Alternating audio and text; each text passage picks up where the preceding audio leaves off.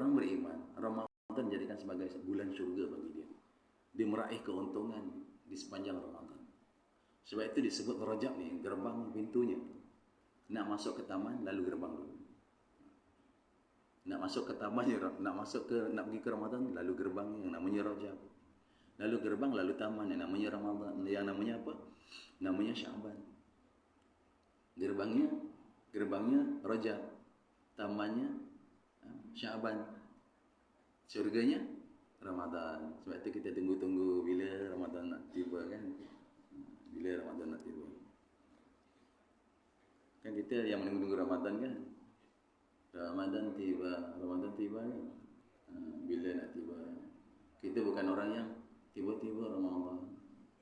Tiba-tiba Ramadan kan. Kita bukan itu. Maknanya datang Ramadan kita terkejut pula. Dan berikutnya disebutkan kita ambil dulu kelebihan apa. Sebagian ulama mengatakan Rajab bulan memperbanyakkan istighfar. Ini bulan banyakkan istighfar. Jangan putus-putus lidah kita perbanyakkan dengan beristighfar kepada Allah Taala. Maksudnya apa? Ini bulan banyakkan mohon ampun. Itu ulama sebutkan. Kita ambillah kalam-kalam ulama untuk jadi panduan kita. Kalau ada munafaat di bulan ini, mudah-mudahan bila diampunkan, nanti insyaAllah dalam datangnya Ramadan dalam keadaan kita dah bersih. Jadi mudah kita laksanakan amalan Ramadan itu. Banyakkan istighfar. Siapa-siapa yang ada masalah, saya juga ada. Kalau kita banyak masalah tak boleh selesai. Masalah kecil, masalah besar pun tak boleh selesai. Yang selesaikan Allah Ta'ala. Kenapa tak selesai? Kerana kita ada dosa. Jadi istighfar banyak-banyak. Mana tahu dengan istighfar akan diperkenankan permintaan kita kan. Kan tuan-tuan pernah dengar nama Qubat. Qubat, bukan Qubis. Qubat. Qubat lipat. Qubat. Kan ini kan penjual roti kan, tak dengar kan? Qubat. Dia penjual roti. Kan Imam Ahmad bin Hanbal kan, Imam Ahmad bin Hanbal ni. Dalam kitab Manaqib Imam Ahmad ni ada tertulis gitu. Dan ada katakan tiada jumpa dalam kitab Manaqib tu, tapi ni tak tahulah berselisih pendapat lah. Allah dorongkan dia ni hijrah ke satu tempat untuk cari ulama besar. Dia pun nak cari ulama juga. Katanya dia nak bermusafir. Kita ambil lah. Dari Kufah ke Basrah tu jauh tu. Jadi sampai di waktu malam selepas Isyak ni, semua dah dengar ni. Ini dalam kitab Manaqib Imam Ahmad. Ketika Imam Ahmad dah tua tu, dia katakan dia pula dah tak jumpa pun cerita ni, tak ada jumpa, tak tahulah jumpa ke tak jumpa kan. Kita ambil je lah. InsyaAllah lah untuk ibrah kita. Sampai ke masjid bila malam, bermabit lah kat masjid, tidur. Nak tidur, pengungsi masjid ni jenis kemering ni orang. Ini masjid bukan tempat tidur.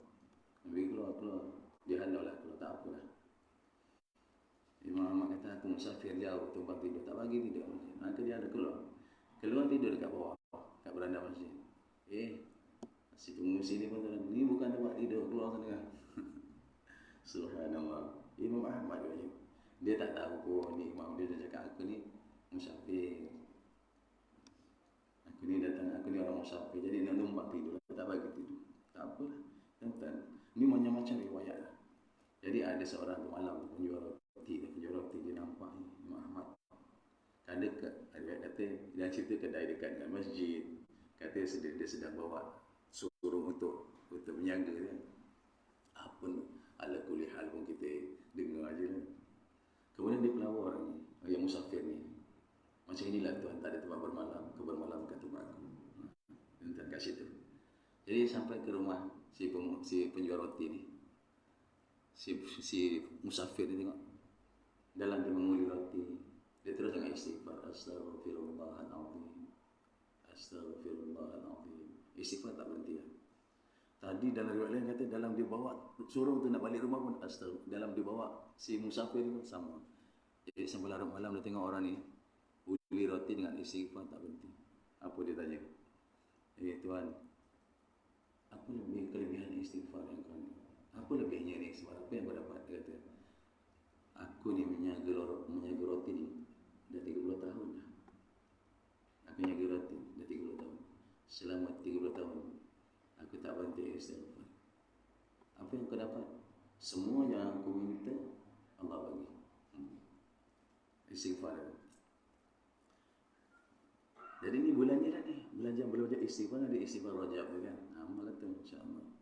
Apa yang kamu pada Allah semua Allah perkenankan. Satu je. Yang tak diperkenankan satu je. Apa yang kau nak ni? Yang tak dapat aku kata. Tu dia mohon aku sudah nak jumpa, ingin jumpa ulama besar. Yang namanya siapa?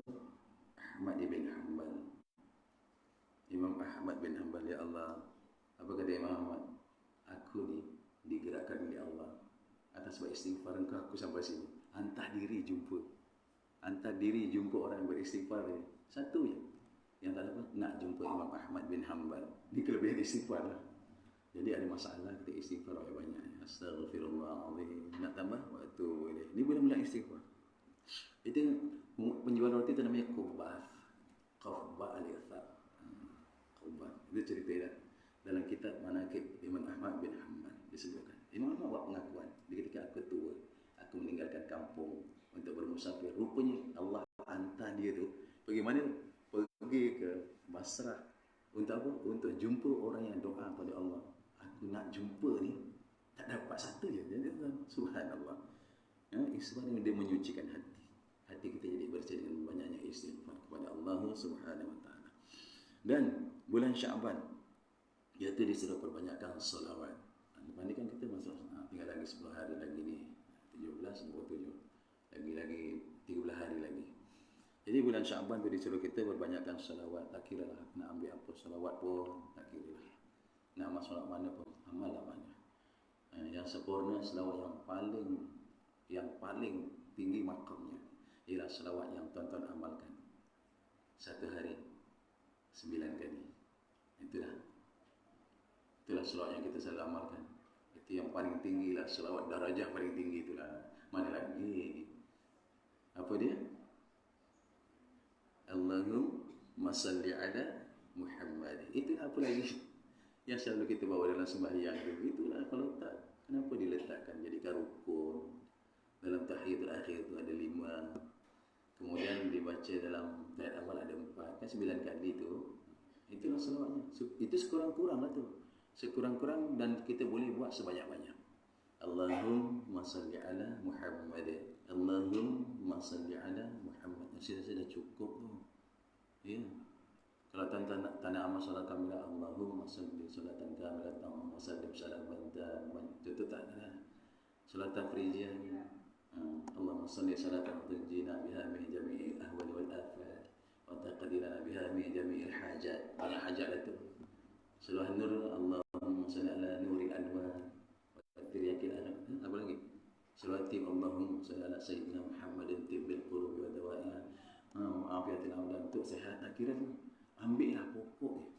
Usulnya Allahumma salli ala Muhammad. Allahumma salli ala Muhammad. Selawat Jibril pun tak apa. Sallallahu ala Muhammad. Sallallahu ala Muhammad. Tak apalah. Bulan Syaban. Adakah kita nak tunggu bulan Syaban baru nak bersolawat? Oh, jangan itu lah. Ini belum, boleh tak bersolawat? Tak boleh ni, belum Syaban, belum. Jangan solawat dulu. Tidak, bukan. Tak perlu tunggu Syaban. Adakah umur kita sampai Syaban? Tidak. Solawat ni, kelebihan ni banyak sangat. Orang yang sempit dilapangkan rezeki. Orang yang sakit dimudahkan sembuhnya. Orang yang sihat susah tak dapat sakit. Ini selawat ini, salah satunya lah. Dan salah satu juga selawat. Ulama kata apa? Mudah keluar rohnya. Mudah keluar roh. Orang yang banyak selawat. Ambil paling kurang yang kita buat dalam sembahyang tu je. Mungkin nak teruskan Ibrahimiyah tak apa. Kepada keluarga Nabi. Wa ala ahli Muhammad. Kama sallaita ala Ibrahim. Wa ala ahli Ibrahim. Terus sampai habis. Innaka hamidun majid. Okey dah tu. Dah cukup tu. Cukup baik dah tu. Yang payahnya sekarang nak selawat pun malas. Ya, kalau mampu insya-Allah okey. Kalau tak sembahyang lagi bila nak selawat? Pada 9 kali tu dituntut 5 wajib, 4 sunat. Tuntut tu. Kalau siapa yang satu hari satu malam selawat hanya 4 kali wajib ada masalah. 4 kali yang wajib dia buat 4 kali yang selawatnya ada masalah tu. Jadi dia tentu dia punya. Pada tahiyatul akhir tu kan. berikutnya lah, perbanyakkan selawat insya-Allah. Kita banyak insya-Allah orang yang sentiasa amalkan selawat. Kita kunci dululah macam gini. Istighfar kunci 100 dulu. Selamanya ribu-ribu istighfar kat sini, masya-Allah. Muka berseri-seri. Selawat kunci selawat dulu 100. Kemudian tu yang tepi-tepi tu lain cerita. 100 kunci dulu. Masa kunci apa? Kekalkan 100 dulu, cukupkan dulu. Baru yang lain-lain nanti mengikutkan dia. Ada masa, ada mulut, ada lapang, kita selawat, kita istighfar. 100 kunci dulu. Istighfar, selawat, dan apa? Dan tahlil la ilaha illallah. Kunci dulu. Kemudian lain-lain tak apa. Nanti ada masa kita jangan sampai kurang daripada 100 tu lah. Kalau boleh lah. Kalau tak boleh ya, dia cuba-cuba dibolehkan. Tak boleh juga ya, nak buat macam mana lah kalau dah tak boleh. Dan nanti bulan Ramadan, ulama kata apa? Ini bulan Al-Quran. Jadi kalau bulan Rajab, bulan banyakkan istighfar. Bulan Syaban, banyakkan salawat. Bulan Ramadan, banyakkan Al-Quran. Rajab lagi dah kita mula Al-Quran. Dah boleh start pelan-pelan. Nanti Syaban dah bermula, insya-Allah. Ramadan kita buka lembaran baru, bermula daripada Alif Lam Mim. Insya-Allah Ramadan dah khatam sekali pun dah kira alhamdulillah lah tu. Walaupun tuntutan dia patutnya 2 kali khatam tu dalam setahun, bukan Ramadan. Berikut. Jadi tadi tentang kelebihan-kelebihan dah disebutlah insya-Allah, dan kita masuklah terus ke Isra Mi'raj itu. Ini pada surah Al-Isra. Apa disebutkan? Ayat yang pertama, Subhanalladzi asra bi'abdihi lailan minal masjidil haram ilal masjidil aqsa alladzi barakna haulahu linuriyahu min ayatina innahu huwas samiul basir. Ini ayat menjelaskan kepada kita tentang Isra Nabi sallallahu alaihi wasallam. Dalam surah pun disebut surah Al-Isra, dinyatakan di situ. Subhanallah. Nak cerita apa dalam masalah Isra ini, kata kepada Allah Subhanahu wa taala sebelum pada tahun, kita lihat balik dulu kenapa Nabi diisrakan. Kita lihat pada tahun yang ke-7 kenabian, ke-7 kerasulan. Nabi sallallahu alaihi wasallam, dan ketika itu beberapa orang yang beriman kepada Allah dan Rasul. Yang tak beriman termasuklah Abi Talib pun tak beriman kepada, tak ucap syahadah disebut di situ, belum beriman lagi, dan tak beriman pun ya,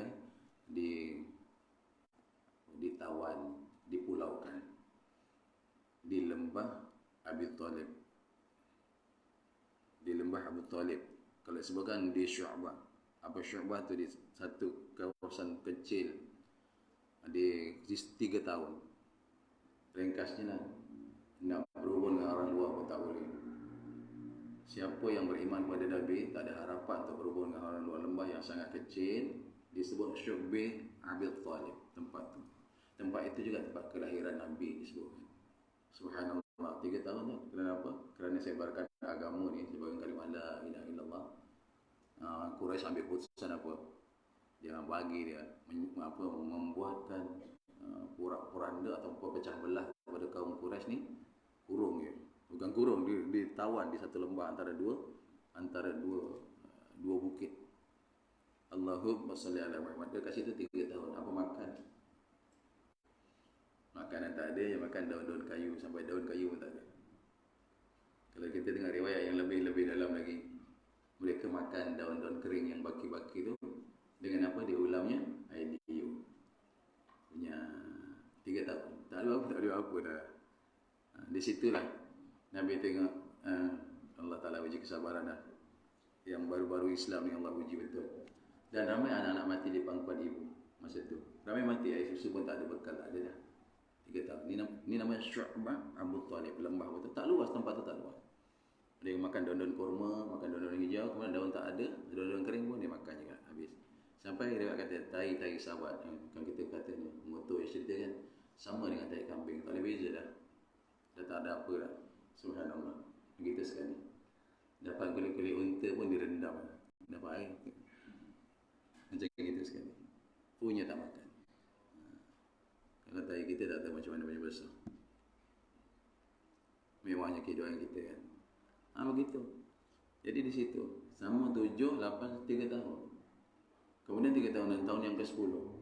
Ini nak mula Isra'nya tahun yang ke-10. Nabi sallallahu alaihi wasallam dalam riwayat matian dengan asbabnya tadi, makan yang tak cukup, minum tak cukup, hidup yang susah di Syu'bah Abu Talib tadi tu, ramai yang sakit, termasuklah Sayyidatina Khadijah pun sakit, termasuklah bapa saudara dia Abu Talib pun sakit.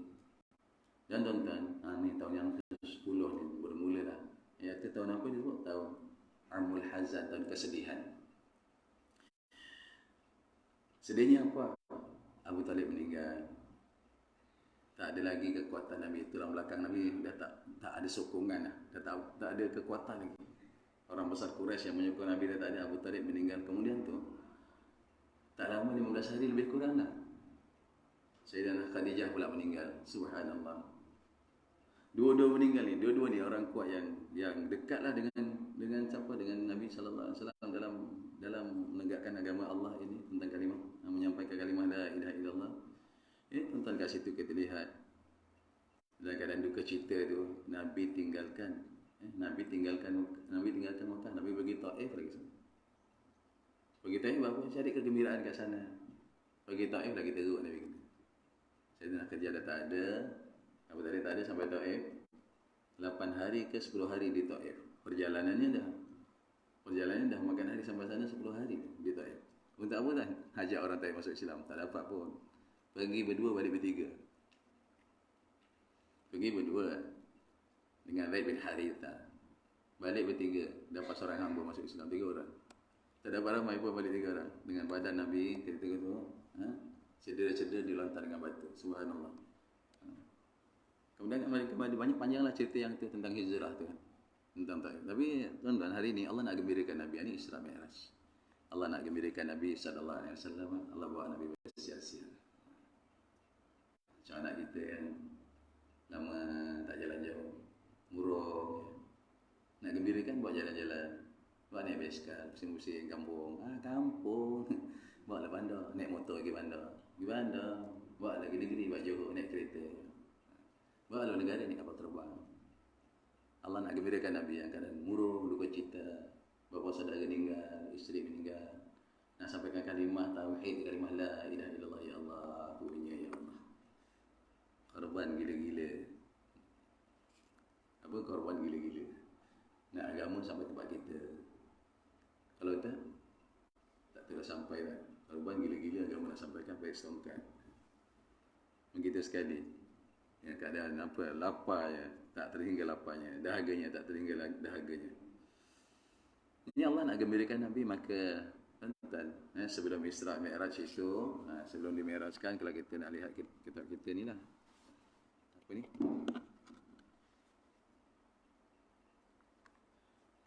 Iaitu kira-kira pada tanggal yang ke-27 Rajab ni bukan tarikh yang tepat. Tapi ulama kata ni tarikh yang banyak mendapat pada tarikh yang ini. 27 Rajab ni bukan tarikh kata ini mesti tak.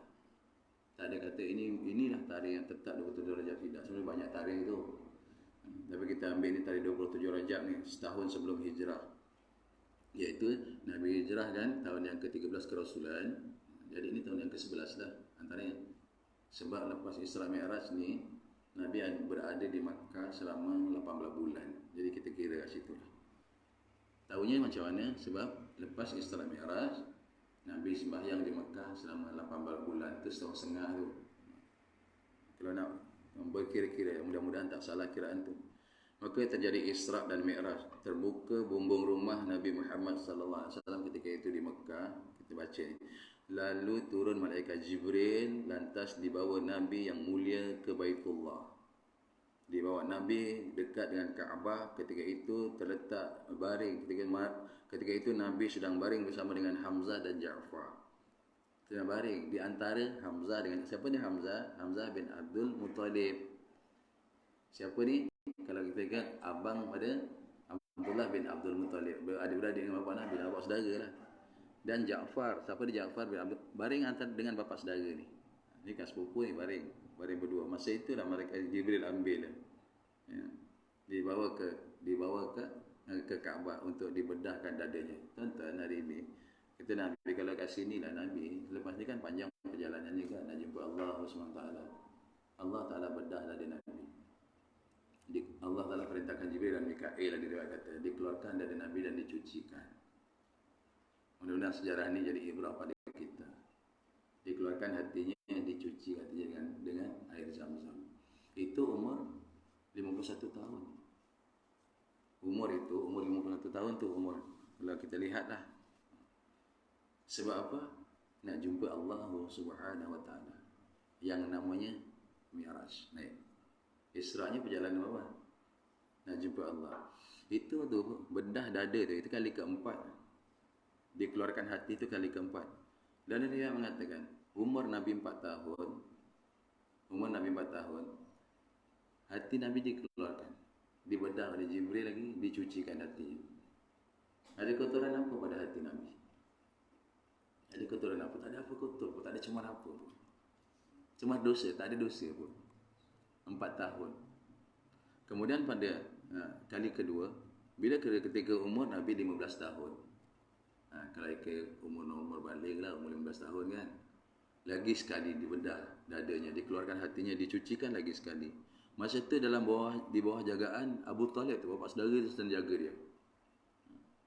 Datang malaikat Jibril, bedah dadanya, keluarkan, dicucikan lagi hatinya. Kemudian sekali lagi kan, umur 40 tahun.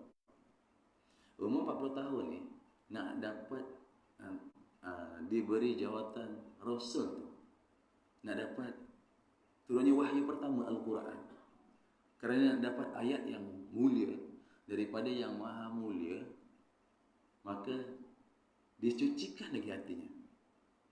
Nak dapatkan kerja mulia. Lepas ni kerjanya apa? Ajak orang kepada Allah. Lepas ni kerjanya apa? 40 tahun tu lah, 40 tahun dia ketika. Daripada umur 37 tahun duduk di Gua Hira. Gua Hira, Gua Thur. Daripada umur 30 tahun, 37. Selama 3 tahun ulang alik. Buat apa tu? Asingkan diri kan daripada kaum Quraisy kan. Akhirnya 40 tahun tu nak dapat ayat Quran pertama, Iqra bismi rabbikal ladzi khalaq tu. Dadanya dibedah lagi. Dicucikan, disucikan dada, dicuci lagi dada. Hatinya, subhanallah. Kemudian yang terakhir, ni malam Isra Mi'raj. Lagi sekali nak jumpa Allah SWT untuk dapat satu amal yang sangat mulia yang namanya solah. Bukan main-main tu. Jadi tuan-tuan hari ini Rasulullah SAW nak jumpa Allah. Esok kita nak jumpa Allah, macam mana hati kita? Sayalah bisa di hari kebangkitan kita nak jumpa Allah. Dalam kubur lagi lah sana. Hati kita macam mana raya kotornya? Agak cara penyucian hati kita ni macam mana? Bagaimana cara cuci hati kita? Kalau Nabi, malaikat Jibril datang, cuci hatinya. 4 tahun, 15 tahun, 40 tahun, 51 tahun. Isra Mi'raj umur Nabi 51 tahun. Dicuci 4 kali. Esok kita nak jumpa Allah, hati kita macam mana? Cucilah hati kita. Jumpa doktor.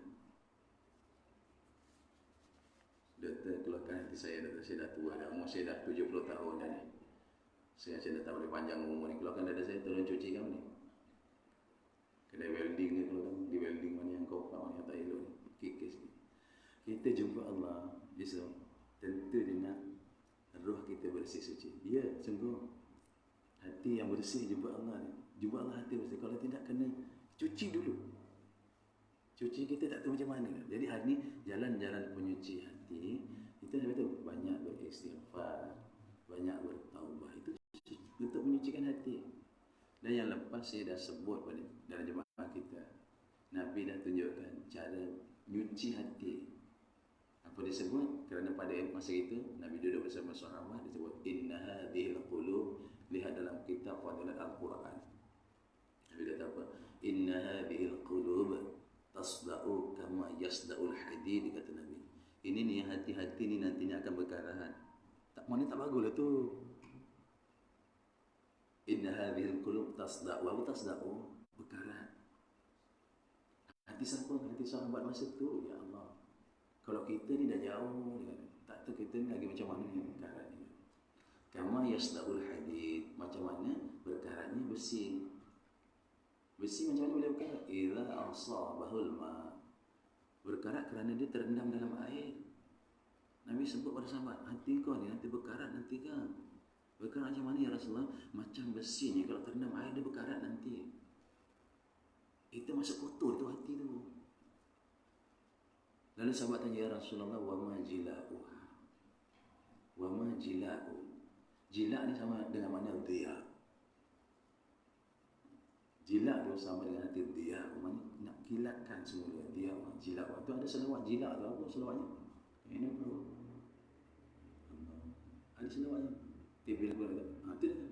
Allahumma salli ala sayyidina Muhammadin tibil qulub wa du'aiha wa afiyatil abdan wa syifaiha wa nuril absar wa dhiyaiha. Wa nuril absar, pandangan pada mata pandangan kita, dan dia, dan dia tu kilat tu bersih. Sahabat tanya, ya Rasulullah, wa ma jila'? Macam mana dia nak suci nanti kalau hati aku berkarat? Kata Nabi, cuci hati berkarat ni dua. Itulah dalam hadis tu dua. Bi'akthari, nak cuci hati yang berkarat ni, bi'akthari dzikril maut, dengan banyak ingat mati. Bila banyak ingat mati, macam ingat Allah tu. Dan yang kedua apa? Bi'akthari, dengan kamu banyak tilawatul Quran, banyak baca Quran. Tuan-tuan, ni Nabi nak jumpa Allah Ta'ala di malam Isra' Mi'raj itu. Kali keempat dicucikan hatinya untuk jumpa Allah, untuk dapat amalan yang suci daripada yang maha suci. Esok kita akan jumpa yang maha suci. Kita cari-cari jalan lah, penyuci hati. Jadi kita banyak-banyaklah beristighfar kepada Allah Subhanahu Wa Ta'ala. Selain itu, kenapa dada Nabi dibedah? Untuk dilapangkan dadanya yang dalam keadaan Nabi duka cita, ditinggalkan isteri, ditinggalkan bapa saudara, ditinggalkan rakan-rakan yang sama-sama Islam, yang ramai yang meninggal. Yang Nabi lihat ada ibu pangku anak yang dah tak ada nyawa di pangku ni, dah tak ada pemakan. Di Syu'ab Abu Talib tadi, lembah Abu Talib tadi kan. Lagi apa? Untuk diperkasakan jati semangat, diberi semangat. Maka disucikan hatinya itu untuk jumpa yang maha suci. Subhanallah. Dan kita, cara kita nak sucikan hati tuan-tuan hari ini dengan banyak beristighfar dan bertaubat. Tadi tu kelebihan bulan Rajab. Dan yang lepas saya dah sebut, sembahyang tu juga jalan-jalan penyuci hati kan. Yang lepas dalam kitab kita yang lepas, solat, istighfar, taubat, insya-Allah. Kan lepas sembahyang kita istighfar. Selepas Assalamualaikum warahmatullahi, kita tak cakap apa kan. Kita terus istighfar, astaghfirullahaladzim. Tak tahu lah tuan-tuan, kalau lepas sembahyang terus tanya telekong kawan beli kat mana, tak tahu lah. Berapa harga, kita tak tahu lah. Mata jahat. Tak tahu lah tu. Yang lelaki pun mungkin, ini jubah kat mana, Haramain ni. Ya, Haramainnya kena tanah haram belinya. Jadi tu ubat-ubat kita lah. Dan Alhamdulillah, mana kita nak lihat dalam perjalanan tadi itu, ayat Quran disebutkan Subhanallazi asra, maha suci Allah yang memperjalankan abdihi bi'abdihi, hambanya. Siapa hambanya? Muhammad. Laila, waktunya bukan siang. Kalau siang macam siang boleh nampak jalan, tak? Ini malam. Nak tunjukkan kebesaran Allah lah. Minal masjidil haram, dari masjid haram ilal masjid aqsa. Semua dah biasa dah dengan kuliah ceramah macam ini. Dah tahu semua. Allazi barakna haulahu, yang penuh kelilingnya dengan keberkahan. Untuk apa? Linuriyahu min ayatina, Allah nak tunjukkan atas apa? Kehebatan Allah Subhanahu wa taala. Sesungguhnya innahu huwas samiul basir, Allah lah yang maha mendengar lagi maha melihat. Kita lihat kat sini ya, perjalanan yang mungkin kita kata selepas dibedah tadi, kali yang keempat, maka Nabi dibawa oleh malaikat Jibril dan malaikat Mikail. Dan kita tahu mungkin kenderaannya yang namanya Burak. Kenapa namanya Burak? Kerana Burak itu ialah satu nama yang istilah pada kecepatan. Burak namanya kilat. Nama binatang tu Burak. Kenapa? Dia pergi sepantasnya kilat itu. Subhanallah. Dan kita balik kepada kita. Maka Maka dibawa oleh Jibril sebuah bejana tadi, dah sudah, dan dibasuhkan, dicucikan, artinya diisikan dengan hikmah dan iman. Lantas dia belah dada Nabi yang mulia, dah sebutkan tadi. Di mana dibedah?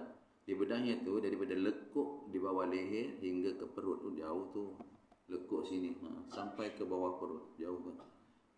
Ni kalau saya ambil dalam kitab Hasan Ibn Ahmad ni, kitab Isra Mi'raj. Dia bedah daripada lekuk di bawah leher hingga ke perut. Lalu ia keluarkan akan hatinya dan ia cuci hati yang mulia itu dengan air Zam-Zam. Ini yang keempat. Itu yang keempat. Kemudian ia penuhkan dengan hikmah dan iman tadi disebutkan. Kemudian dihadirkan seekor binatang yang panjang, warnanya putih. Badannya lebih besar daripada himar dan lebih kecil daripada bagal. Dua-dua ni jenis keledai. Himar, bagal lebih besar daripada himar, lebih kecil daripada bagal. Okey, nak cakap macam ni lebih kurang kambing. Lebih besar daripada kambing. Dia ni boleh melangkah sejauh mata memandang. Sebab itu kita disebutkan burak. Macam kilat berdezup hilang. Dinamakan dia sebagai burak. Pada permulaannya kita lihat sejarah ini. Pada mulanya, ia menunjukkan burak itu menunjukkan keliarannya. Binatang yang tak pernah jumpa orang mungkin. Malaikat Jibril bawa. Bila Nabi datang dekat dia, subhanallah. Melenting, tunjuk muka seolah-olah macam binatang yang tak pernah jumpa orang. Liar, binatang liar. Kata Jibril apa? Kenapa macam itu? Maka Jibril kata, hai burak, sesungguhnya tidak pernah engkau ditunggang oleh seorang makhluk yang lebih mulia daripada utusan Allah yang namanya Muhammad. Setelah itu barulah ia menjinak. Dengan nama Muhammad pun dah cukup, Masya Allah. Binatang pun dengan nama Muhammad. Dah menunduk binatang itu. Maka Nabi pun menunggang dia. Ni bukan tunduknya, binatang burak ni terus rendahkan diri untuk mudah ditunggang. Lalu berangkat bersama Jibril menuju ke Baitul Muqaddis. Subhanallah. Kita dalam perjalanan ke Baitul Muqaddis itu dipertunjukkan kepada Nabi Muhammad beberapa gambaran tamsil bagi kita. Kita nak tengok masa perjalanan ni, belum naik Mi'raj lagi. Masa Isra lagi. Ia lihat seorang perempuan tua di tepi jalan. Lalu ia bertanya, apa ini ya Jibril? Jawab Jibril, jalan terus, jangan tanya. Jalan terus, kita jalan dulu, nanti jawabkan dia. Ia dengar suara yang menyimpang dari jalan, menyeru dia, katanya, marilah ke sini, ya Muhammad. Ada orang panggil dia dalam perjalanan tadi. Maka kata Jibril, teruskan perjalanan. Jangan layan tu. Ia bertemu seorang memberi salam yang ni. Beri salam sejahtera atasmu hai awal, sejahtera atasmu hai akhir, awwalu yal akhiru, sejahtera atasmu ya hasyir. Maka Jibril minta Nabi Muhammad menjawab salam itu. Yang itu dia terus jawab. Ia bertemu seorang lain yang demikian juga cara salamnya. Dan seorang lagi begitu juga salam yang kedua. Seorang itu pun juga Jibril suruh Nabi jawab. Kita baca je. Kemudian Jibril artikan bahawa perempuan tadi, yang pertama tadi tu, kan dia jumpa perempuan tadi kan, bahawa perempuan di tepi jalan yang Tuhan bertemu itu tadi, nak tahu siapa? Ia ialah tamthil bagi tuanya dunia. Tadi perempuan yang tua tadi yang ngajak dia, dia yang tegur Nabi. Nabi kata tu siapa? Jibril kata jalan terus. Ni baru ada jawapannya. Itu ialah tamthil bagi tuanya dunia. Ada ulama katalah, saya ni guru-guru kita saya ada cakap ni. Orang yang tua ni bukan bongkok dua, dia bongkok tiga. Masa tu. Masa itu tahun ke-11 Nabi jadi Rasul. Tahun ke-11 Nabi jadi Rasul. Isra Mi'raj tahun ke-11. Jadi Nabi ditunjukkan dunia dah tua, bongkok tiga. Bongkok tiga ni macam orang nak turun sujud. Bukan bongkok rokok. Rokok baru bongkok dua. Macam nak turun sujud. Subhanallah. Jadi sekarang berapa tuanya dunia. Inilah yang kita kejar hari ini. Yang manusia sibuk kejar, dia tak perasan yang dikejar tu semuanya akan lenyap. Itu tak ada. Dunia ni habis. Lupa nak kejar akhirat yang menunggu dia untuk kehidupan baru. Lupa kematian tu. Mati tu yang sekejap. Mati tu sekejap. Sekejap je. Zap, mati sekejap. Hidup lepas tu lama. Dia lupa tu hidup lama tu kat situ. Dia punya lamanya tak boleh dibandingkan dengan dunia. Tuan-tuan, dia sebutkan paling singkat pun nanti kat kubur 40,000 tahun. Bukan 40 tahun. Itu paling singkat lah. Paling singkat bagi siapa? Bagi orang yang di dunia hidupnya cari pasal. Disuruh buat kebaikan, dia buat perkara sebalik. Tapi orang yang di dunia ini hidupnya penuh dengan kebaikan. Dia rasa dalam kubur yang patut 40,000 tahun itu, dia rasa seolah-olah macam 2 rakaat sembahyang sunat ringkas. Kenapa? Kerana dia rasa nikmat dalam kubur. Yang kata dalam kubur itu mati, tidak. Dalam kubur ialah bermula tempat kehidupan baru. Kalau dia azab, maka azablah selama-lamanya. Kalau susah, maka susahlah selama-lamanya. Ini kubur. Sebab itu Sayyidina Uthman Ibn Affan, dia lalu kubur, dia menangis hingga janggut dia dibasahi dengan air mata. Sahabat tanya, ya Uthman, cerita syurga neraka kamu, kenapa engkau tidak menangis sebegini rupa? Tapi bila lalu kubur, kenapa kamu menangis? Dia kata, kubur tempat persinggahan pertama. Ini kalau gagal, gagal selama-lamanya.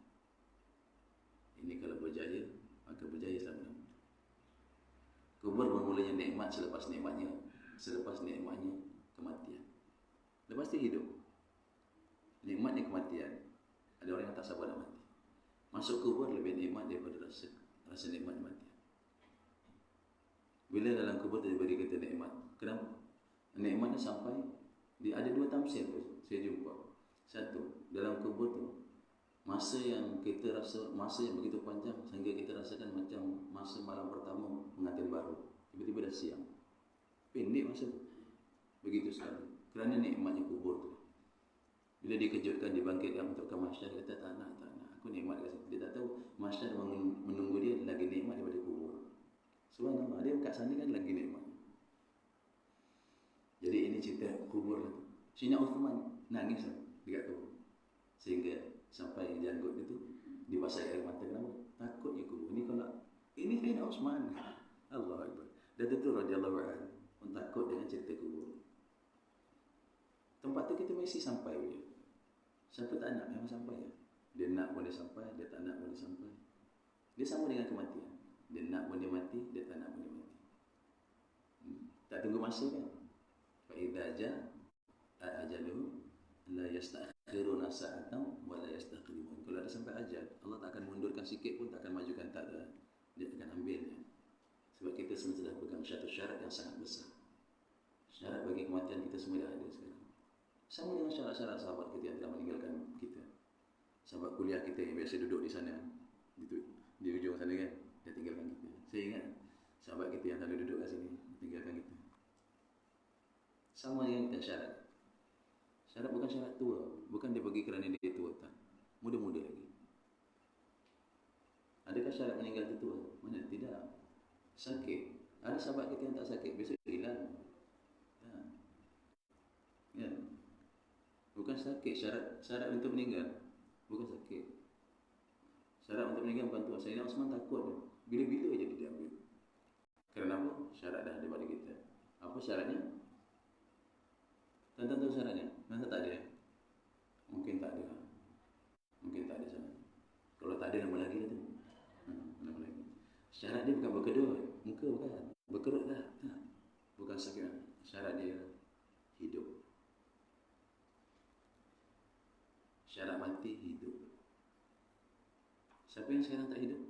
Semua hidup. Itu syarat dia tu.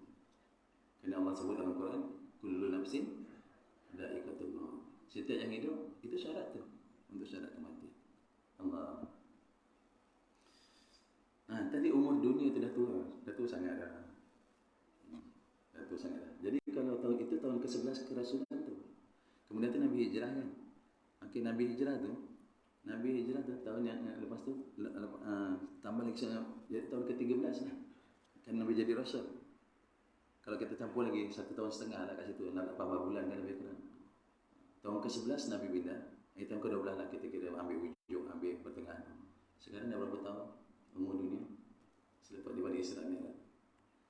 Sekarang dah 1444. Isra Mi'raj. Nabi hijrah tu. Lepas tu Nabi hijrah tu baru dikira 1. Ma'al hijrah 1 tahun. Padahal dah ada lagi berjalan 11 tahun, 13 tahun lah dekat Mekah kan. Kan 12 tahun di Mekah, 23 tahun kan, 13 tahun di Mekah, 10 tahun di Madinah kan. 23 tahun je. Perkara Isra Mi'raj ni bulan dan hijrah ke Madinah bermula selepas Isra Mi'raj. Lepas Lepas tu dia sembahyang 18 bulan baru hijrah ke Madinah. Jadi dah tua tu kalau malam tu nampak. Memang sekarang dah bukan bungkuk tinggi lagi. Sekarang dah macam mana? Mensyarap lah dunia. Ya. Itulah yang kita kejar sekarang. Yang pasti kita tinggalkan. Itulah yang kita kejar. Sampai lupa. Lupa siapa? Lupa siapa yang mentadbir mengurus kita. Subhanallah.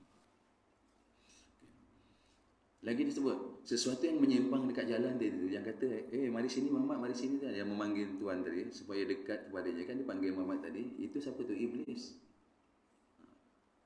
Nak ajak Nabi supaya dekat itu. Ini Isra, belum Mi'raj lagi, belum lagi. Ia mengharapkan supaya tuan cenderung kepada dia. Bila cenderung kepada dia, kita umat akan rosak. Tapi Nabi tak cenderung. Dia boleh kata jangan layan tu, jangan layan. Syaitan dia layan, dekat dia ni membawang. Dan kita lihat orang yang memberi salam kepada Tuhan ialah Nabi Ibrahim, Nabi Musa dan Nabi Isa alaihi wasallam. Nabi lalu pun dia kemuliaan yang Nabi itu dia bagi salam. Jadi kita ni kalau mana tentang salam ni ada juga sebagai satu tanda-tanda disebutkan. Akhirnya kehidupan kita ni lah, akhirnya umat ni nanti apabila orang beri salam ada orang yang dia kenal. Selagi tak lah. Orang dia kenal dia bagi salam. Orang tak kenal dia tak bagi salam. Tanda-tanda lah tu dah hujung-hujung. Sebab dulu zaman Nabi SAW tak sempat nak bagi salam. Dia akan bagi salam siapa dulu. Sekarang tak. Sekarang nak bagi salam pun dah malas. Itu kan doa. Bila doa orang balas kan. Sebab itu beri sunat, balas wajib. Bagi salam. Akan jumpa nanti satu masa datang pada kita. Orang bagi salam pilih-pilih siapa yang dia kenal. Belum jumpa lagi kan? Belum lagi. Adakah kita bagi salam pada orang kenal dia?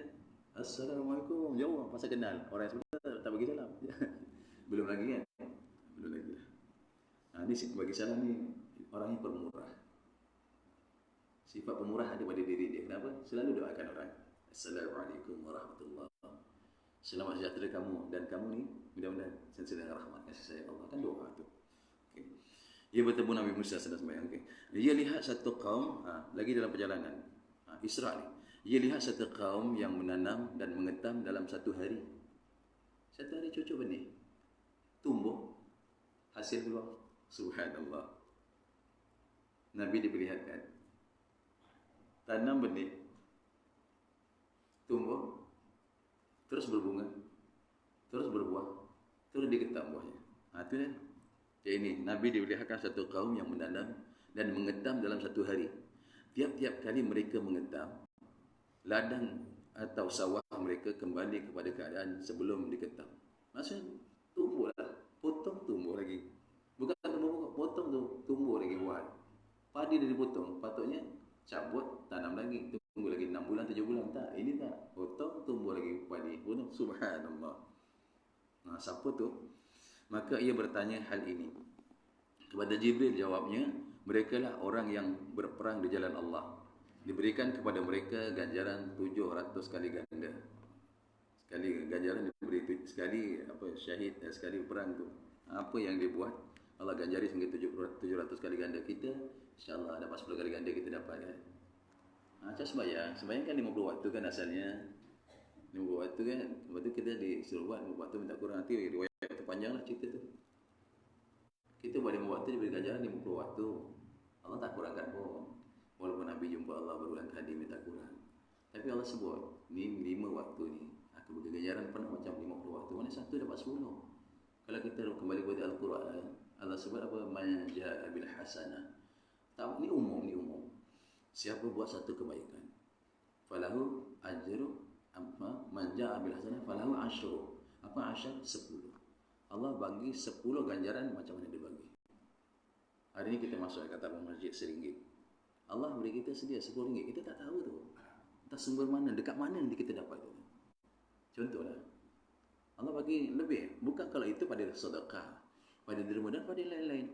Kita bantu orang seorang, mungkin nanti ramai orang nak bantu kita 10 orang kan. Kita tak harap macam itu. Tapi memang itu disebut Al-Quran, man ja'a bil hasanah falahu asyru amsalihha, kata Allah. Siapa buat satu kebaikan, Allah kurniakan dia 10 kali ganda balasannya. Yakin aja lah. Kan? Itu macam mana? Sayyidah Aminah, Sayyidah Fatimah, tolong nak ganjaran sebagai gantinya. Siapa isteri dia? Fatimah kan anak Nabi sallallahu alaihi wasallam. Kan berkahwin dengan Sayyidina Ali. Ina dalam keadaan kat rumah makanan tak ada, Sayyidina Ali bekerja, tak dapat apa makan dan ni. Kita makan mewah. Rekasnya dah. Jadi kerja dapat satu buah.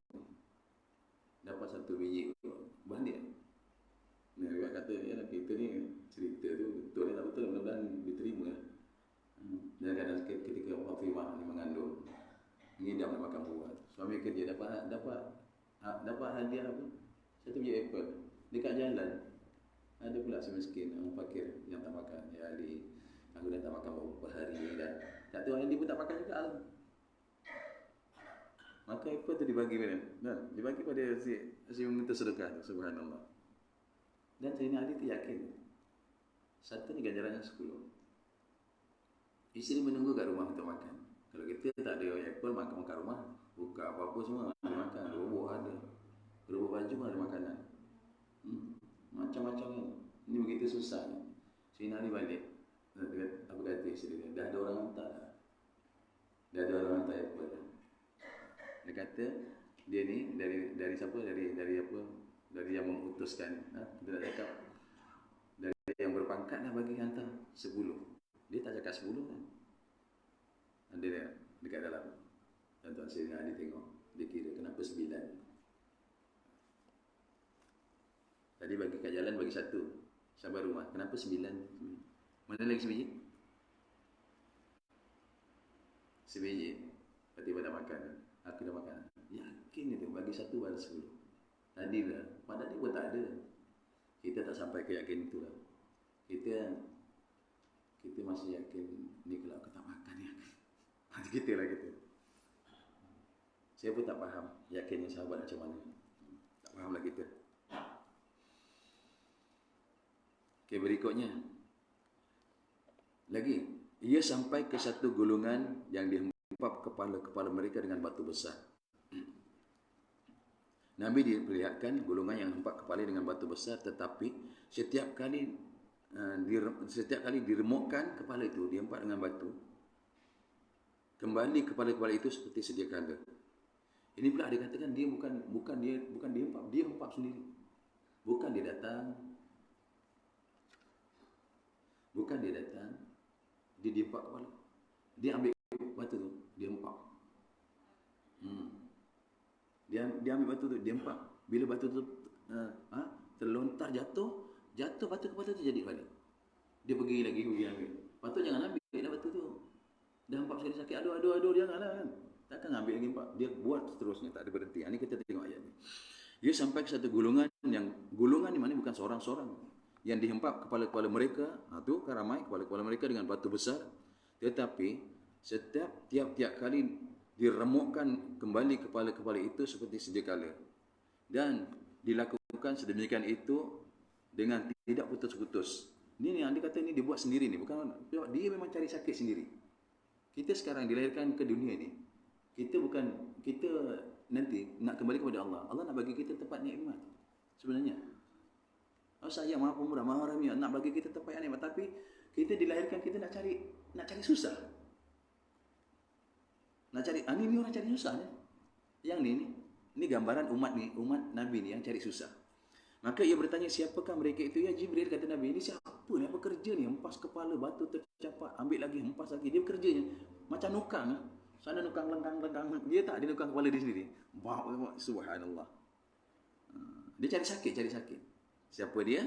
Jawabnya, mereka ialah orang-orang yang berat kepalanya daripada mengerjakan sembahyang fardu.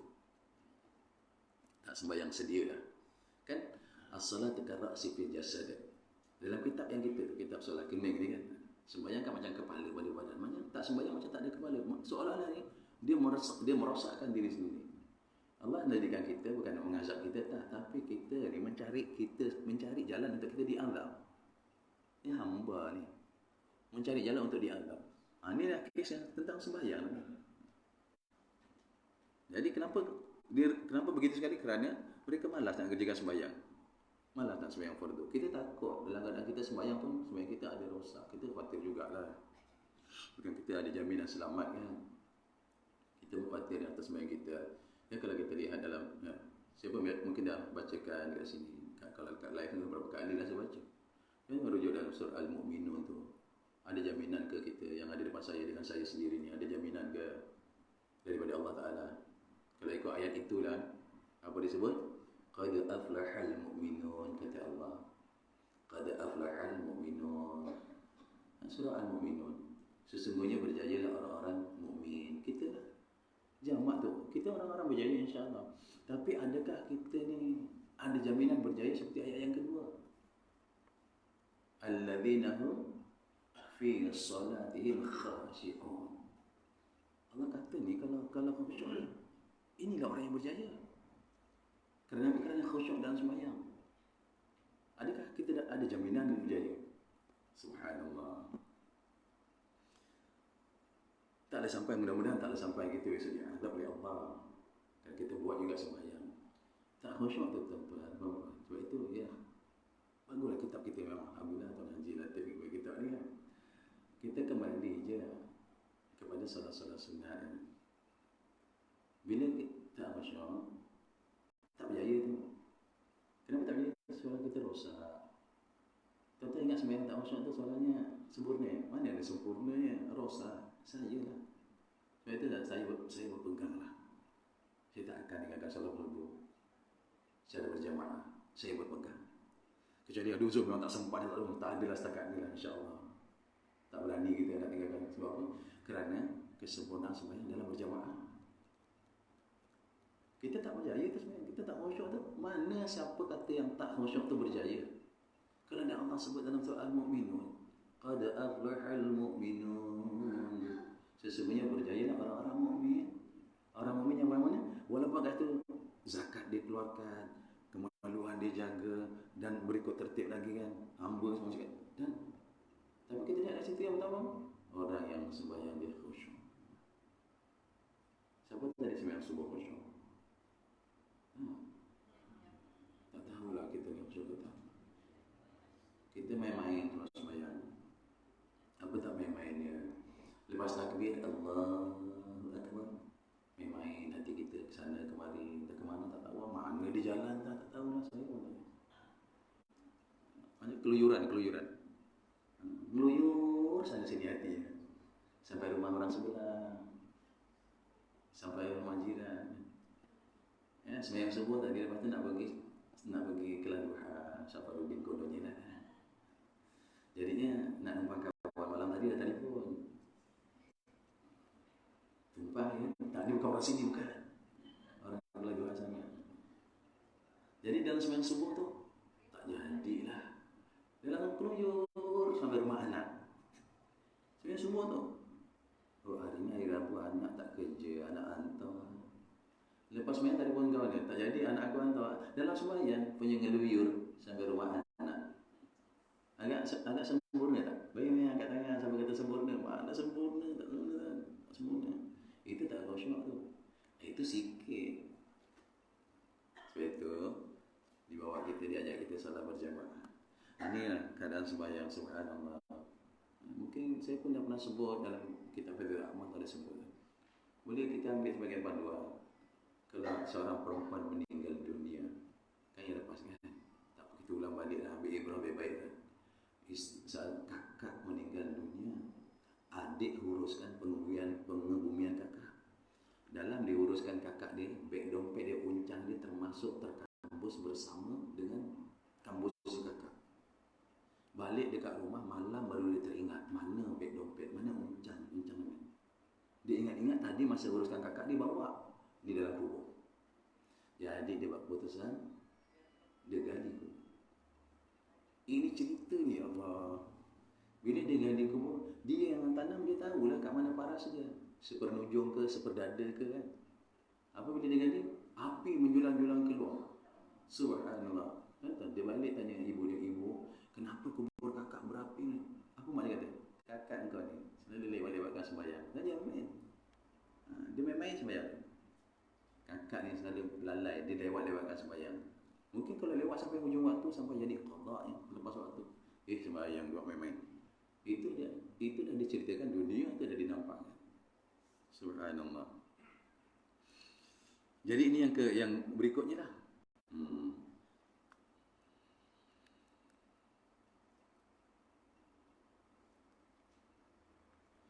Berikutnya, ia lihat satu kaum yang atas kemaluan depannya dan belakangnya mereka hanya ada tutupan dari perca-perca yang robek,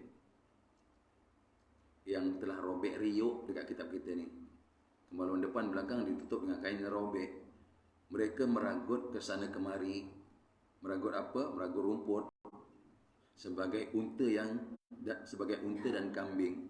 Kemaluannya depan ditutup dengan kain buruk. Kemudian dia meragut tak ubah, macam tengok macam unta, macam kambing. Ini Nabi ditunjukkan. Mereka makan daun-daun dan barang-barang yang busuk. Mereka telan bara dan batu neraka. Maka ketika Nabi bertanya, Jibril menjawab, mereka lah orang-orang yang tidak menunaikan zakat harta. Allahu Akbar. Nah, kira sendiri ya yang ada harta zakat dia lah.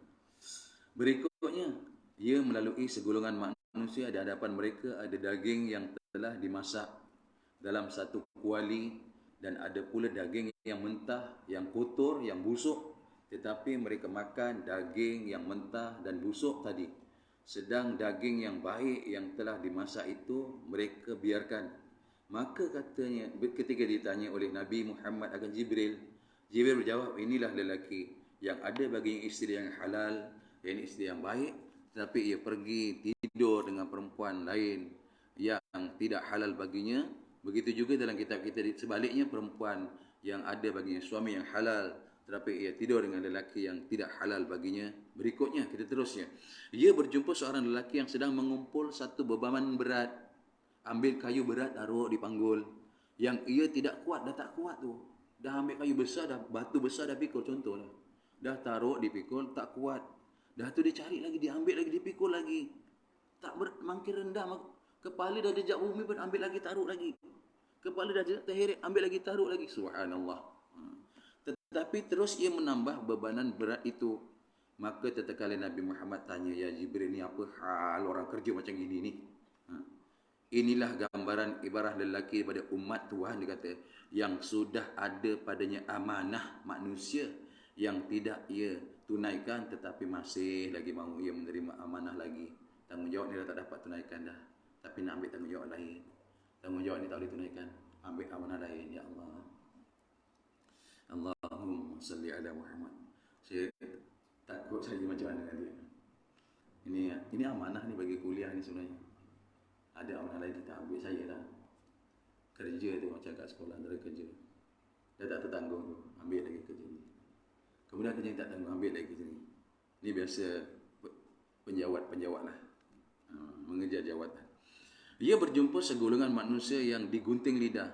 Ini kalau kita lihat dalam nasihat Imam Syafi'i, apa dia? Kat situ, siapa-siapa yang nak selamat untuk jumpa Allah selepas kematian.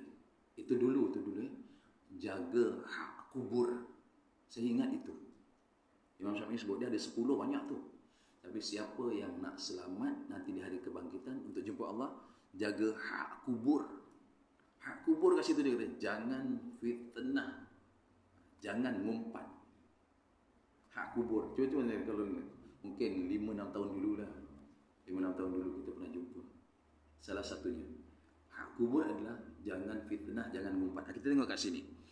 Ia berjumpa segolongan manusia yang digunting lidah-lidah dan bibir-bibir mereka dengan gunting besi, api neraka lagi. Tiap-tiap kali digunting kembali lidah-lidah itu dan bibirnya kepada keadaan sebelum digunting. Potong lidah, datang lidah, potong. Untuk apa? Supaya dia rasa sakit. Dipotong bibirnya, datang lagi bibir itu. Sakit pertama tadi, ada lagi, datang bibir, dia potong. Siapa yang potong? Potong sendiri. Macam tadilah sembahyang. Siapa yang hempas kepala? Hempas sendiri. Kenapa? Dia sendiri tak nak buat. Dia sendiri cari penyakit. Dia sendiri cari susah. Jadi digambarkan begitu. Apa lagi? Yang ini, dia potong sendiri. Potong keluar lagi, potong lagi. Subhanallah. Kemudian, maka waktu diminta keterangan pada Jibril, ya Jibril ni apa hal ni? Inilah dikata tukang-tukang pidato atau penabur fitnah. Sama juga kat situ orang yang mengumpat pun sama juga. Yang memfitnah ni fitnah. Tahu fitnah? Jadi kalau fitnah lagi kata apa? Mengumpat, fitnah. Ada satu bahasa gitu. Mengumpat. Lebih kurang dengan dia juga tu. Ribat. Kan? Lah, itulah jadi. Kalau kita cakap itu betul pada diri seorang, itu mengumpat. Okey. Itu bahasa dia. Kalau kita cakap tentang seorang itu salah, itu fitnah. Dan mana satu nak buat ni? Dua-dua jangan buat. Dua-dua jangan buat.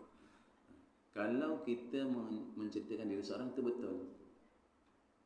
Betul. Ini mengumpat. Kalau kita ceritakan diri seorang itu tak betul, itu fitnah. Dua-dua tak betul. Jadi ini golongan nanti. Kata Nabi, inilah umat kau ni. Yang biasa hukuman dia potong lidah dengan bibir dia. Kalau ikut terjemah dia lah. Sebab itu, fitnah itu lebih dahsyat daripada membunuh. Disebutkan. Ya Allah. Mana tadi? Penabur fitnah tadi. Berikutnya, ia sampai dekat sebuah lubang kecil yang keluar daripadanya seekor sapi jantan, lembu jantan yang besar. Pergi lubang kecil, Nabi ingat dekat lubang yang kecil ni. Di situ pula, kenapa ni keluar lembu besar? Ingat mesin photostat ke apa ni? Keluar kertas kan? Masuk kan? Keluar kertas kat depan tu. Macam gitu je. Lembu sekeping apa ni? Kedua sapi jantan. Lantas sapi itu mencuba hendak masuk kembali ke lubang. Dah keluar nak masuk semula. Keluar tipis. Masuk semula. Boleh masuk tak? Tak boleh dah. Tetapi tidak bisa. Tidak boleh masuk. Maka ketika itu, di waktu Nabi Muhammad bertanya kepada Jibril ni apa hal ni? Ini keluar daripada celah batu kemudian nak masuk semula, kau tak boleh ni, apa hal ni? Kata Jibril apa? Inilah perumpamaan bagi seorang yang telah ucapkan sesuatu perkataan lalu ia menyesal. Jaga. Dan cakap salah pula tu. Kita dah cerita tentang orang ni, ceritakan ni pada orang lain. Rupanya dia tak buat. Aduh, menyesalnya. Dia nak top up silap, kena jumpa balik. Itulah ibaratnya. Perkara ni banyak berlaku. Jadinya ditunjukkanlah masa Isra ni. Ditunjukkan supaya kita berjaga-jaga dalam berkata-kata. Dah terlepas, tak tarik balik ke payah juga tu. Saya tak pandai nak berperibahasa kan. Dan tuan-tuan pun tak tahu ada peribahasanya kan. Terlajak apa tu? Tak ada terlajak apa. Terlajak kereta api. Okay. Terlajak perahu. Itulah dia cari rasanya apa hujung dia tu. Padahal tak dapat ia menarik kembali. Dah cakap nak tarik kembali, tak dapat. Dah lepas dah. Sekarang dah tak ada pakai mulut, pakai jari. Betul? Sekarang pakai jari. Sekarang dia pakai jari dah. Ngumpat, fitnah, menceritakan orang pakai jari. Sekarang baik yang baik-baik aja lah. Yang baik-baik aja lah. Sekarang dah tak ada lagi dah. Sekarang tak jumpa orang cakap, tapi lagi cepat. Pula perkara tak berlaku. Contoh, saya nampak Ustaz Farudin dekat Tanjung. Jalan berdua dengan awet. Tak tahu tu. Istu saya dia tak tahu. Dia tak tahu itu istu. Istu mana dekat masjid hari ni. Dia tak tahu istu saya. Itu nak ambil gambar. Dah orang viral kan. Dia tahu isteri saya yang comel ni selalu saya bawa kan. Ini lain ni. Rupanya tu orang dah. Jadi orang dah mengata kata-kata dah jauh. Jauh dah. Taruh kat imarah pula tu. Astagfirullah. Contohlah. Tonton. Macam mana nak tarik balik tu? Dan nak tak ubah macam lembu tadi. Keluar daripada celah batu kecil. Nak masuk semula takkan masuk punya. Nak buat macam mana? Nak delete? Tak ada pasal nak delete. Kita delete sini sana dah kelewat dah 100. Orang yang ke 100 nak delete dah 1000 jalan. Subhanallah, kita tak berani lah. Jangan. Jadi habiskan di tempat kita, kita berhenti je kat situ. Kalau ada apa unsur-unsur yang kita tak ragu lah, jangan disebut. Jangan dijalankan, jangan diwearkan. Password apa itu memang sedap je tu. Apa nak sebut?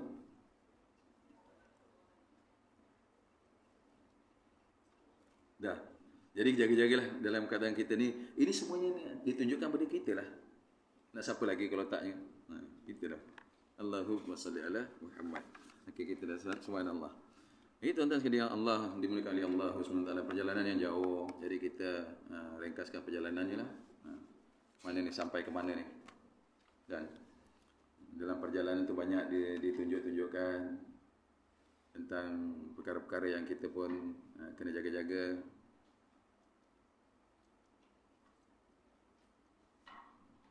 Lagi Nabi diperlihatkan apa? Ia lihat seorang perempuan yang bersingsing dua tangan bajunya dan ada padanya 1000 macam perhiasan yang dijadikan oleh Allah. Ia berseru, "Hai Muhammad, berhentilah sebentar. Aku hendak bertanya kepadamu." Tetapi Nabi Muhammad tidak endahkan. Ini perempuan yang pakai singsing tangan, dia punya perhiasannya macam-macam. Kata Jibril, itulah dia dunia. Sekiranya Tuan berhenti untuk sahut panggilan dunia tadi tu, nescaya umat Tuan lebih memilih dunia daripada akhirat. Nabi tak hindarkan tu. Itu tempat disebut apa? Sebut apa? Perhiasan, dunia ni perhiasan dah. Dunia perhiasan. Dah tua pun kita hias lah supaya dia nampak muda. Okey, dan ni kita ambil ibrah. Kalau kita nak jalan ke mana-mana, kita ambil yang ni. Okey, setelah sampai di satu tempat, Jibril berkata kepada Nabi Muhammad, turun dan sembahyanglah. Sesudah selesai sembahyang, Jibril berkata, ini namanya Tayyibah. Tempat Nabi sembahyang masa perjalanan ke Baitul Muqaddis tu. Pertama singgah di satu tempat namanya Tayyibah, ni Yathrib, Madinah. Tempatnya sekarang namanya Madinah. Okay. Dan kepadanya, kata dia, dan kepadanya lah Tuhan akan berhijrah. Masa Isra' Mi'raj sudah diberitahu dulu dah. Masa Isra' tu. Ni berhenti ke mana? Di satu tempat. Dekat situ Nabi sembahyang. Tuan-tuan, kita begitu juga. Nak pergi mana ni? Nak pergi Kuala Lumpur kan contohnya. Sampai Melaka, musafir, singgah sembahyang 2 rakaat. Kan? Sampai sana nanti kita sampai ke mana? Sampai sebelum sampai Kuala Lumpur lah tadi. Mana kita singgah? Singgah sembahyang sunat lah. Disuruh sembahyang. Kalau nak buat. Begitu juga dan dari sana mereka berangkat, dan ketika sampai di satu tempat lain, Jibril minta Nabi Muhammad turun dan sembahyang. Lalu katanya, inilah Madian. Disebut nama tempat dekat pohon Nabi Musa. Dekat dengan pohon Nabi Musa, disuruh 2 tempat sembahyang ketika perjalanan. Kemudian di tempat yang lain, Jibril minta Nabi Muhammad turun lagi dan sembahyang. Setelah itu ia berkata, inilah ya Baitul Laham, iaitu Baitul Muqaddis, tempat Nabi Musa diperanakan. Jadi sekurang-kurangnya kat sini, kalau ikut sini dapat sembahyang 2 rakaat dalam perjalanan pun dah, insya-Allah dah kita ambil ibrah daripada situ. Lalu kedua-duanya masuk ke Baitul Muqaddis, dan setelah Nabi Muhammad tambatkan burak di situ dengan pergelangan yang biasa nabi-nabi lain tambat. Ini ambil baik-baik. Datang kemari kereta kunci. Jangan tawakal. Aku tawakal tak ada kunci. Naik motor, walaupun naik rumah, tawakal dia tak apa, ni rumah kita. Tak. Pergi masjid solat Jumaat, ni orang baik-baik semua solat Jumaat. Mana dia nak ambil motor, tawakal. Kunci taruh, motornya hidup tu tinggal ya. Tawakal, nanti dia mati sendiri, tak apa. Dia memang macam itu, Rupanya memang senyap lepas tu, nanti balik tak ada.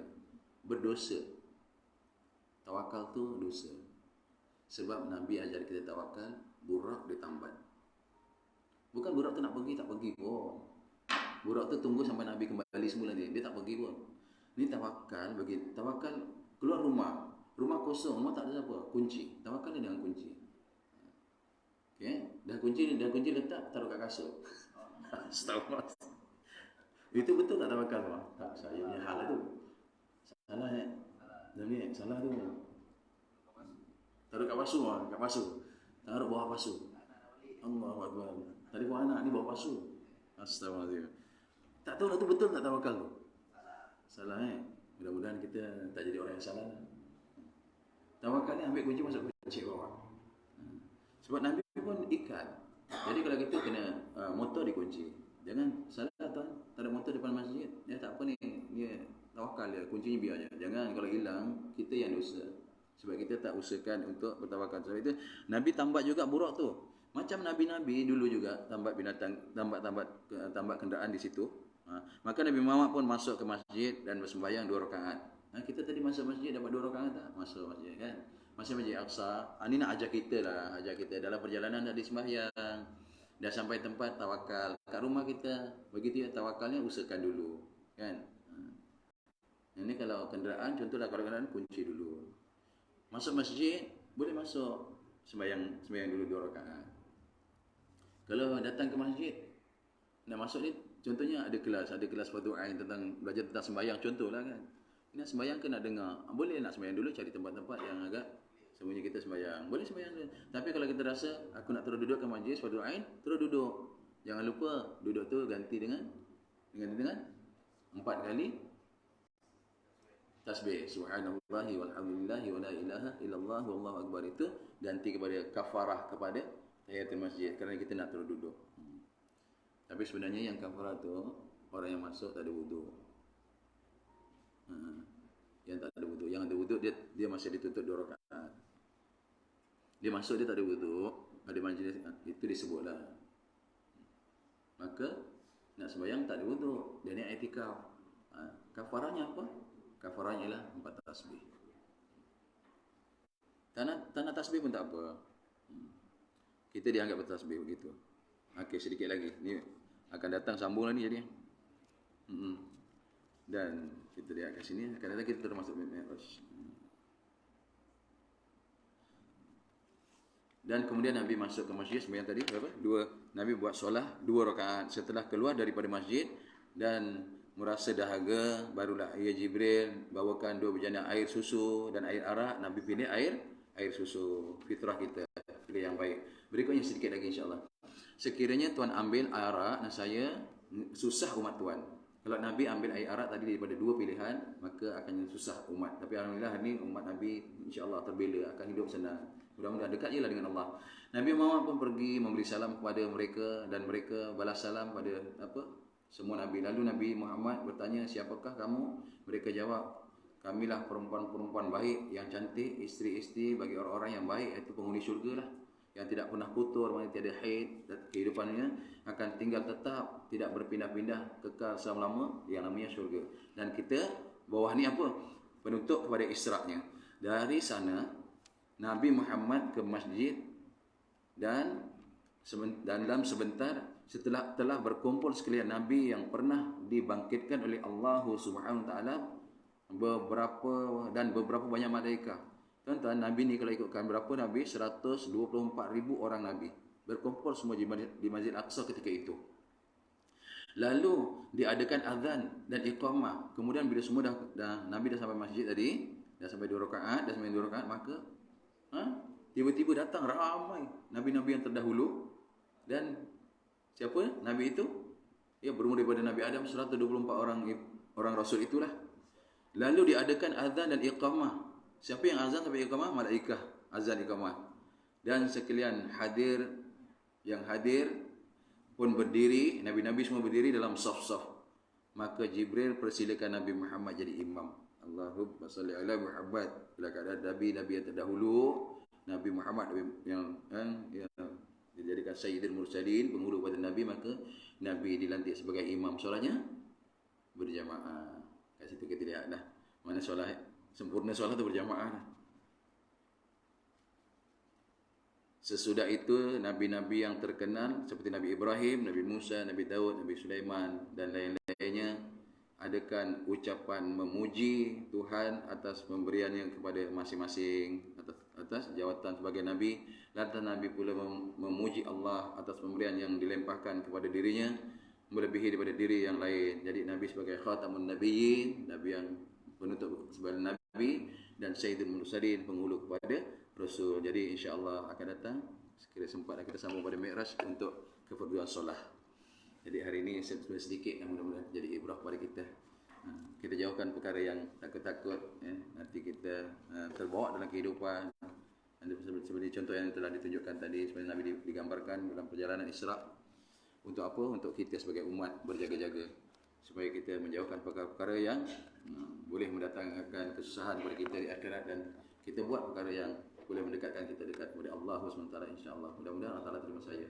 Terima tuan-tuan dan puan, ada umur insya-Allah akan datang 24 Rajab. Kita sambung Nabi jumpa Allah Taala untuk keperluan solat. Aku qauli hadza. Na'udzubillahi as-sami'il 'alim minasyaitonir rajim. Bismillahirrahmanirrahim. Alhamdulillahi rabbil alamin, wassalatu wassalamu ala asyrafil mursalin wa ala alihi wa sahbihi ajma'in.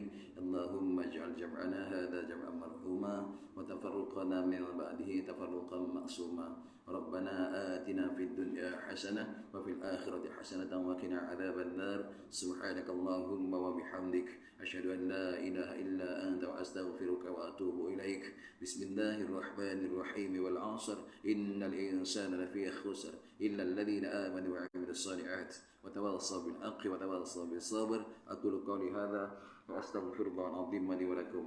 Wabillahi taufiq wal hidayah. Assalamualaikum warahmatullahi wabarakatuh. Sama-sama insya-Allah. Minggu depan solat tasbih. Minggu depan insya-Allah kita buat solat tasbih dulu.